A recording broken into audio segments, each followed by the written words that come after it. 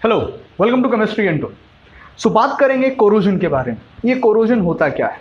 Sir actually corrosion का real meaning ये है कि किसी भी मेटल का अगर इकोनॉमिक वैल्यू गिर जाता है या कोई भी मेटल जो अब हमारे काम का नहीं रहता है उसको कोरोजन कहा जाता है। सो कोई चीज़ खराब होती है या हम कहते हैं कि किसी चीज़ का कोरोजन होता है तो हम एक्चुअली ये कह सकते हैं कि उसकी इकोनॉमिक वैल्यू में गिरावट आती है या उस मेटल की इलेक्ट्रोकेमिकल प्रॉपर्टीज बदल जाती हैं। तो हम कहेंगे कि वो मेटल मेरा खराब हो गया या हम कहेंगे वो डिटेरियोरेट हो गया है और उसको कोरोजन कहा जाता है। Now corrosion are basically of two types. किसी भी मेटल का खराब होना दो कारण से होता है। पहला कारण होता है कि डायरेक्ट, जिसको कहा जाता है ड्राई कोरोजन, और एक कोरोजन होता है जब आपका मेटल वाटर के कांटेक्ट में होता है, मॉइस्चर के कांटेक्ट में होता है, उसको कहा जाता है wet corrosion. Now dry corrosion का मतलब होता है आपने अपने मेटल को रखा और मान लो आप जिस एटमॉस्फेयर में वहां रख रहे हो वहां पे बहुत सारी ऐसी गैसेस हैं जो ऑक्सीडाइजिंग है, यानी वो आपके मेटल को आराम से ऑक्सीडाइज कर सकती हैं। मे बी वहां पे हाइड्रोजन सल्फाइड गैस बहुत ज्यादा प्रेजेंट हो, कार्बन डाइऑक्साइड बहुत ज्यादा प्रेजेंट हो या ऑक्सीजन बहुत ज्यादा प्रेजेंट हो। जब कोई मेटल किसी गैस के डायरेक्ट कॉन्टेक्ट में आता है एंड जब वो गैस उसको डायरेक्ट ऑक्सीडाइज कर देती है, हम कहेंगे कि वहां पे ड्राई कोरोजन हुआ। इसीलिए उसको डायरेक्ट केमिकल कोरोजन भी कहा जाता है। ये डायरेक्ट केमिकल कोरोजन वहां ज्यादा होता है जहां पे इंडस्ट्रीज होती हैं, क्योंकि जहां इंडस्ट्रीज होती हैं वहां पे जो बड़ी बड़ी चिमनीज होती हैं वहां से जो हार्मफुल गैसेस होती हैं वो डायरेक्ट रिलीज होती हैं। वो डायरेक्ट गैसेस जो रिलीज होती हैं वो वहीं एटमॉस्फेयर में घूम रही होती हैं और वो उस मेटल को, जो भी वहां मेटल होता है, उसको वो कोरोड करने का काम करती है। लेकिन usually day to day life में हमारा जो मेटल हमारा कोरोजन दिखाता है, that's because of wet corrosion. वो मॉइस्चर की वजह से होता है, इसलिए उसको वेट कोरोजन कहा जाता है और उसको कहीं ना कहीं इलेक्ट्रोकेमिकल कोरोजन भी कहा जाता है। तो हम इस वीडियो में पढ़ने वाले हैं इलेक्ट्रोकेमिकल थियोरी के बारे में जो कोरोजन से रिलेटेड है, and that's called as electrochemical theory of corrosion. और यहाँ हम स्पेशली पढ़ने वाले हैं आयरन का कोरोजन। आयरन का जब कोरोजन होता है तो उसको एक पर्टिकुलर नाम दिया जाता है जिसको कहा जाता है रस्टिंग। तो हम यहाँ रस्टिंग के बारे में पढ़ेंगे कि जंग कैसे लगती है, रस्ट आयरन कैसे होता है, what are those chemical reactions that are involve over there. तो एक्चुअली इसका भी कहीं ना कहीं इलेक्ट्रोकेमिस्ट्री से लेना देना है, इसीलिए शायद इस टॉपिक को पर्टिकुलरली पढ़ाया जाता है इलेक्ट्रोकेमिस्ट्री में। और आप कह सकते हो this is one of the application of electrochemistry. Now कैसे समझेंगे? Suppose you have got an iron rod, आपके पास एक Fe का सॉलिड रॉड है और मान लो कहीं से मॉइस्चर अगर है, एटमॉस्फेयर में अगर मॉइस्चर प्रेजेंट है, वो मॉइस्चर इस लेयर के ऊपर, इस आयरन रॉड के ऊपर आके डिपॉजिट हो जाता है और ड्रॉप बना लेता है। Now we all know very well कि मॉइस्चर अगर आएगा, मॉइस्चर का मतलब होता है वाटर, और हम सबको पता है कि पानी के अंदर कार्बन डाइऑक्साइड और ऑक्सीजन डिसॉल्व हो जाती हैं। बस हमारा कोरोजन वहीं से स्टार्ट होता है। अगर मेटल के ऊपर पानी आके गिर गया तो समझ लो आपका कोरोजन का पहला स्टेप स्टार्ट हो गया। कैसे? तो आपका पहला जो स्टेप होगा, स्टेप नंबर 1 जो होगा वो ये होगा कि carbon dioxide and oxygen will dissolve in water. वो पानी में डिसॉल्व होते हैं। तो जैसे ही वो पानी में डिसॉल्व होते हैं तो कार्बन डाइऑक्साइड और water will form carbonic acid, वो H2CO3 बनाएगा। अब ये जो H2CO3 है ये फर्दर डिसोसिएट हो जाएगा किस में? It will get dissociated into H plus CO3-2 and that will B 2 times H plus. तो आपके पास 2 टाइम्स H प्लस आएगा और CO3-2 आएगा। मतलब क्या हो गया सर? मतलब बड़ा आसान हो गया। जैसे ही कार्बन डाइऑक्साइड पानी में आया, पानी के साथ कार्बोनिक एसिड बनाया, जिसकी वजह से पानी के अंदर H प्लस और CO3-2 प्रेजेंट हैं। तो आपके ये मेटल के सरफेस पे आपके पास H प्लस प्रेजेंट होगा। अब दूसरी बड़ी प्रॉब्लम क्या है कि आपका वाटर भी सेल्फ डिसोसिएट, जिसको ऑटो आयोनाइजेशन कहा जाता है, आपका वाटर भी ऑटो आयोनाइज करता है। और वो ऑटो आयोनाइज कैसे करता है? It gives you H plus plus OH minus. तो इसकी वजह से भी आपके पानी के सरफेस पे कौन प्रेजेंट होगा? H प्लस प्रेजेंट होगा और OH माइनस प्रेजेंट होगा। और सर इसके अलावा सिंस पानी में ऑक्सीजन भी डिसॉल्व हो गया है, आपका ऑक्सीजन भी प्रेजेंट होगा ना। ऑक्सीजन और हाइड्रोजन ये दो मेन कल्प्रिट हैं जिसकी वजह से यहां पर मेरे आयरन का रस्टिंग स्टार्ट होता है। होता क्या है कि आपका मेटल जो आयरन है, this iron, it will lose 2 electrons. वो अपने 2 इलेक्ट्रॉन्स यहां पे लूज करेगा और वो 2 इलेक्ट्रॉन लूज करके पानी में चला जाता है Fe2+ बनके। जहां पर ये रिएक्शन हुआ होता है उस जगह को कहा जाता है एनोड, क्योंकि वहां पर लॉस ऑफ इलेक्ट्रॉन हुआ, और इलेक्ट्रोकेमिस्ट्री में जहां पर लॉस ऑफ इलेक्ट्रॉन होता है वहां पे एनोड कहा जाता है। ये जो Fe2+ बन के ऊपर आया और यहां पर जो 2 इलेक्ट्रॉन हो गए, सपोज करो ऐसा ही एक और Fe ऊपर गया, you have got one more Fe, तो ये भी Fe2+ बन के गया। मैं इसको इसलिए 2 बार Fe लिख रहा हूं क्योंकि मुझे बैलेंसिंग करने में बड़ा आसान हो जाएगा। और यहां पर 2 और इलेक्ट्रॉन रिलीज हो गए। Now you have got 4 electrons. ये 4 इलेक्ट्रॉन्स जो हैं, ये 4 इलेक्ट्रॉन्स को खींचने का काम करता है आपका oxygen. The reason is oxygen वहां पे इलेक्ट्रोनेगेटिव है, और हाइड्रोजन, क्योंकि हाइड्रोजन वहां पे प्लस चार्ज में है, तो ये 4 इलेक्ट्रॉन्स को खींचने का काम करेगा हाइड्रोजन एंड ऑक्सीजन। और वो आपको क्या बना के देगा? वो आपको देगा, आपके पास ऑक्सीजन है, आपके पास 4 H+ है, और आपके पास 4 इलेक्ट्रॉन्स हैं, and this will give me water. अब अगर मैं बैलेंस करूं तो this will B 2 times H2O।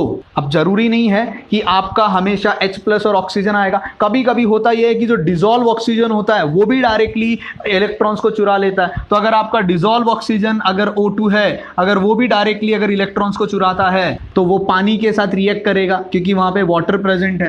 तो O2 ने डायरेक्ट इलेक्ट्रॉन चुराया। देयर आर 2 ऑप्शंस, या तो इलेक्ट्रॉन जो है ऑक्सीजन के पास डायरेक्टली जा सकते हैं, you have got dissolve oxygen, या वो इलेक्ट्रॉन्स H+ के पास जाएंगे और H+ और ऑक्सीजन के साथ मिलके वो क्या बना लेंगे? Water molecule. या अदर वे क्या है, जो ऑक्सीजन है वो डायरेक्टली इलेक्ट्रॉन चुराएगा with the help of water and it will give you OH-. Now you can balance, this will be 4, so this will be 4 times OH-.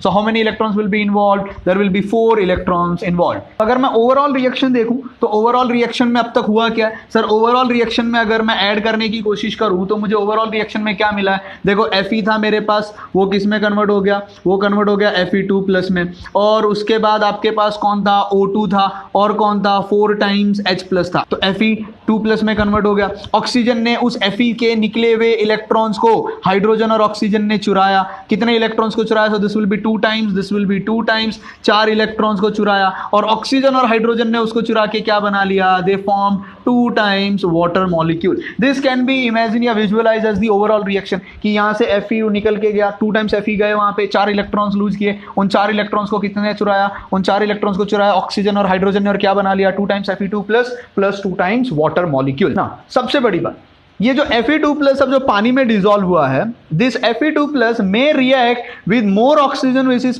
present in the water।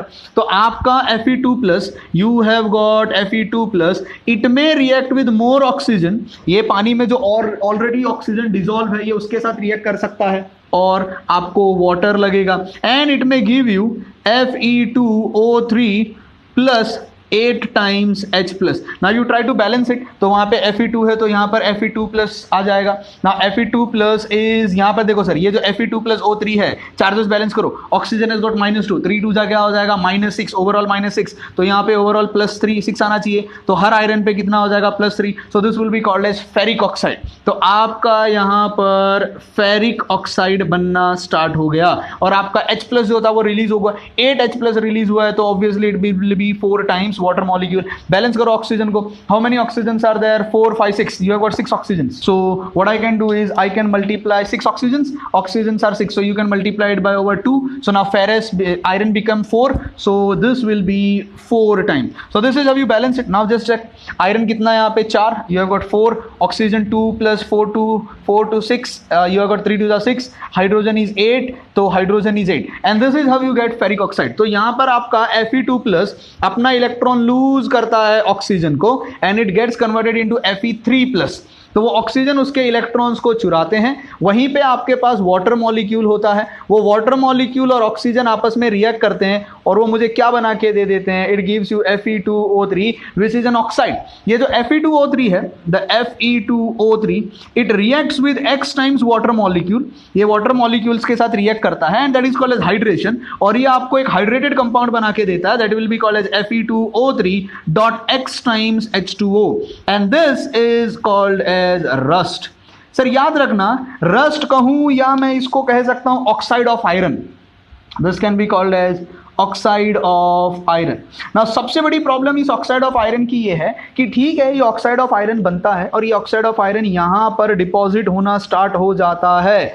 सबसे बड़ी problem ये है कि oxide of iron is not a sticky oxide. मतलब what do I mean by a sticky oxide, most of the metal जब oxidize होते हैं और जब वो ऑक्साइड बनाते हैं तो उनका बना हुआ ऑक्साइड उनके सरफेस पे ही रह जाता है। जैसे एक सिंपल एग्जांपल देता हूं, मानो आपके पास कॉपर का लेयर है, you got a copper metal, और अगर ऑक्सीजन ने सपोज उस पर अटैक किया है तो आपका कॉपर और ऑक्सीजन रिएक्ट करके कॉपर ऑक्साइड बनाएगा। This copper oxide sticks there, वो वहीं पे रह जाती है, जिसकी वजह से अंदर का जो कॉपर होगा वो प्रोटेक्ट हो जाता है। तो आपका सरफेस जो है वो सिर्फ सरफेस ही जो है कोरोजन दिखाता है, पर अंदर का जो मेटल है वो प्रोटेक्ट हो जाता है। This way is also called as passivation, जिसको हम डिटेल में बाद में पढ़ेंगे मेथड्स ऑफ प्रोटेक्शन में। बट आयरन के केस की प्रॉब्लम क्या है कि आपका जो आयरन यहां से गायब हुआ, दिस आयरन जो गायब हुआ बाहर निकला और उसने ऑक्साइड बनाया, ये ऑक्साइड नॉन स्टिकी है या नॉन परमानेंट है और वो बहुत स्पॉन्जी टाइप होता है, तो वहां से वो गिर जाता है, जिसकी वजह से और सरफेस जो है फिर से एक्सपोज हो जाता है रस्टिंग के लिए। And this is the reason कि आप अगर लोखंड यूज करते हो, आप अगर आयरन यूज करते हो, आफ्टर सम टाइम वो आयरन वहां से धीरे धीरे कम होने लगता है। And this is one of the major reason कि क्यों बड़े बड़े ब्रिजेस, क्यों बड़े बड़े एक्सीडेंट्स जो हमारे होते हैं, सबसे मेन कारण यही होता है कि हमने जो ब्रिज बनाए होते हैं, जो हम पोल्स यूज करते हैं, वो मेटल के होते हैं, मोस्टली वो आयरन के होते हैं।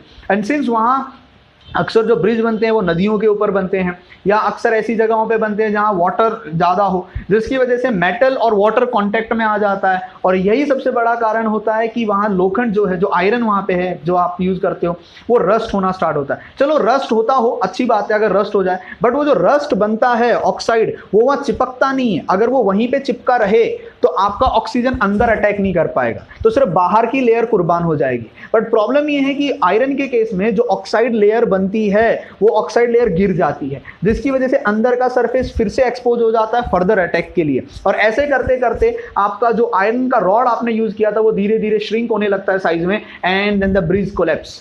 तो हम आजकल कुछ ऐसे टेक्निक्स यूज कर रहे हैं जिसकी वजह से हम कोरोजन को प्रिवेंट कर सकें, and that's called as methods of prevention, एंड उसको हम अगले वीडियो में देखेंगे।